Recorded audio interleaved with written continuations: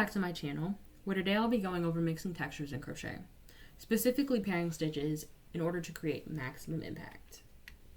I hope today to explore how pairing different crochet stitches enhances the look of your projects, therefore making it a great strategy if you want to maximize the visual appeal of your projects. I'm going to first go over a little bit of a stitch review, just going over both fundamental stitches as well as common intermediate stitches that you may or may not have heard of. Then I'm going to discuss how exactly stitches create texture, go into mixing and matching, which is just going to be the why and how pairing stitches can enhance textures. And then we're going to end on a little bit of a just short list of stitch pairings that you yourself can try in order to see how what exactly we're talking about today applies, and maybe they become like your favorite sort of stitch combinations to use for your own projects.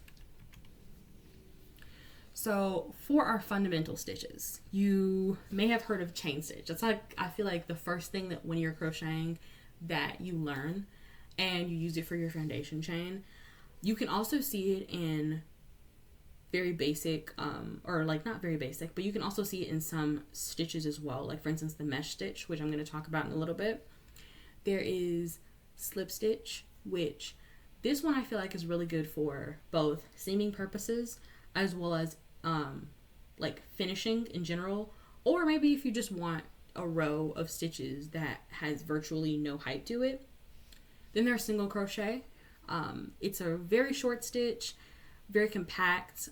Because of that, it can take like a while to work up especially if you're working on something big. So I wouldn't necessarily do it for like garments and bigger things like blankets, unless you're just specifically looking for a very opaque, very solid, sturdy stitch like that. Then there's half double crochet, which I feel like is the middleman between like a single crochet as well as the higher, bigger stitches like double and treble. But you also have double and treble crochet. Note that the taller the stitches are, oftentimes there's more holes, or you can see through it more. So just be mindful of that. But that leads us into intermediate stitches, where they're created from variations and combinations of the previous ones, or the fundamental stitches. There is, for instance, the moss stitch, where you would effectively just be placing single crochets into chain spaces. There's the shell stitch, where you'd be placing multiple double crochets. The mesh stitch, like I talked about, that utilizes chains in order to create the space of the quote-unquote mesh. There's the lemon peel stitch, where you're going back and forth between single and double crochets. Then there's the puff and bobble stitches. Oftentimes can be used synonymously, or because they are pretty similar, but there is a key difference. For puff stitch, you're repeating the motion of yarning over and pulling up a loop, and then at the end you would pull through all the loops, whereas with the bobble stitch, you're repeating the motion of yarning over and pulling up a loop, but each time you complete a yarn over and pull up a loop, you also would pull through 2 loops before you go and repeat the motions again. But these are just some stitches. There's obviously way, way more, but I think also whenever you're getting into or veering away from just doing your run-of-the-mill like single, half double, double, treble, all that stitches, these are ones that I feel like are very approachable, but they still have give you varying sort of textures and things. So now, how exactly do stitches create texture? In short, variations in both where you insert your hook to start the stitches, as well as how exactly the stitch is created, are the 2 key things that are directly responsible for the resulting textures. Before we go on to explore that more, let's discuss the anatomy of a stitch. So a stitch in general, you have the overall body, right? In the cases for taller stitches, really for all of them in general, you have what is called a post, but that's especially applicable for your taller stitches, like double crochet especially. But you have the post, aka what I would say is the body of the stitch. With this also, you might notice if you turn from just looking at a bird's eye view, which is how you crochet, if you turn it to the back, you'll notice what is a third loop from just the run-of-the-mill front and back loops that exist on the top of the stitch. And if you crochet in that, that can also have different effects. And then of course you have things like your foundation chain, your front of the stitch versus your back of the stitch. Do note, front closest to you, back's going to be furthest away from you. And then of course the wrong sides versus right sides, which is kind of the same thing. So when you vary where exactly you're starting your stitches or the location, you can have different things that you change. For instance, working the front loop only versus the back loop only, which is a very common tactic for creating ribbing.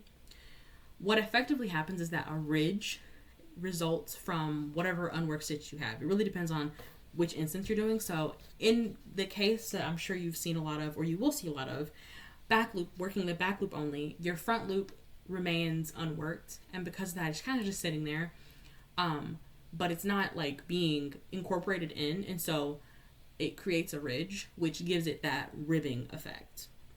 It's really great to add or bring depth to the fabric, and like I said, it's very common for ribbing.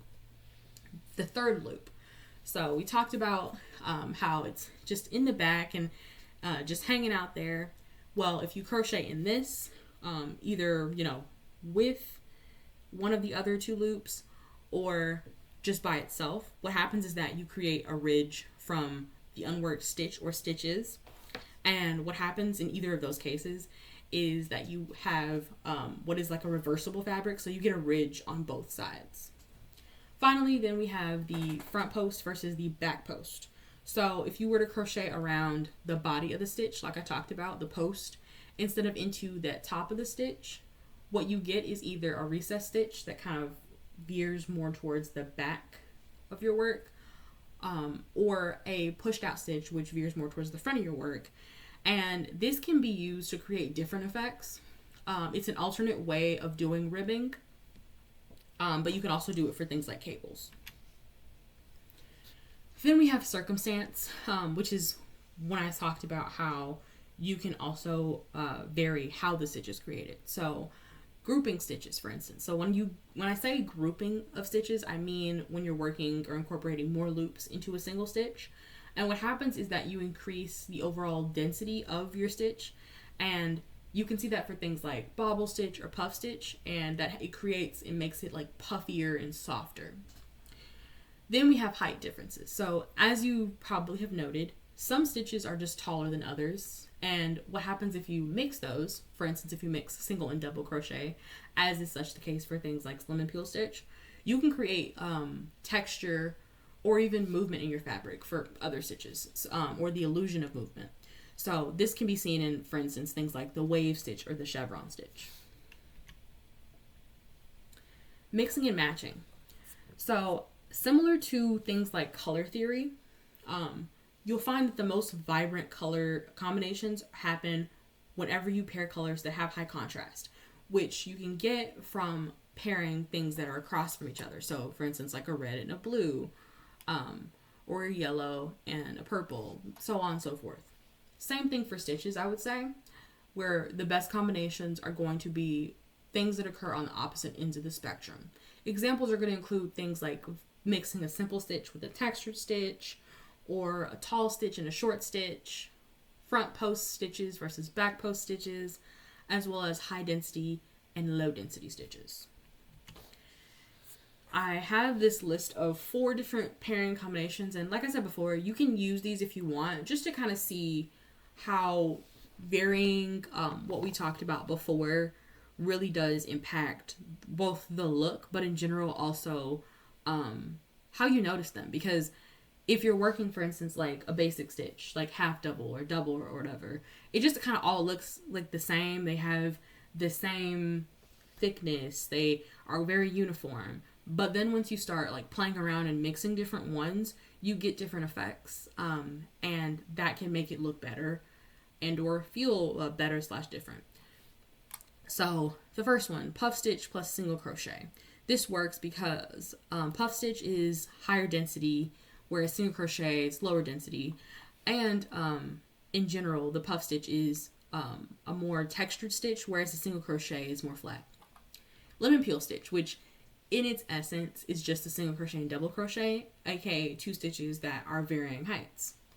There's front post plus single crochet. The picture, it's not exactly single crochet. This is a front post with double crochet, but I couldn't necessarily find that specific combination, so I just went with something similar.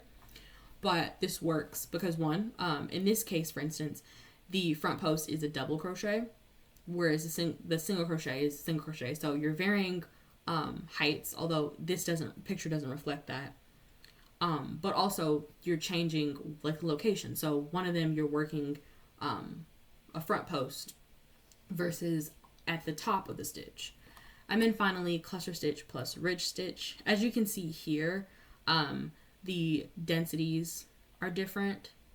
And then also, no, that's the main thing. I mean, obviously the color is changed too, but the density is the big thing for that one. So with basic crochet stitches, you can create virtually anything. Even so, you might run into fatigue from the monotonous nature of repeating the same stitches and getting the same flat fabrics. If you want to avoid this, I would consider adopting new stitches and experimenting with mixing and matching stitches of different types. For maximum impact, I would suggest choosing pairs that are like the yin and yang. So they're different, but when they come together, they make very beautiful, visually appealing aesthetics. Thank you so much for watching. If you enjoyed this video, give it a like. And if you want similar content to this, consider subscribing. I hope you have a wonderful day.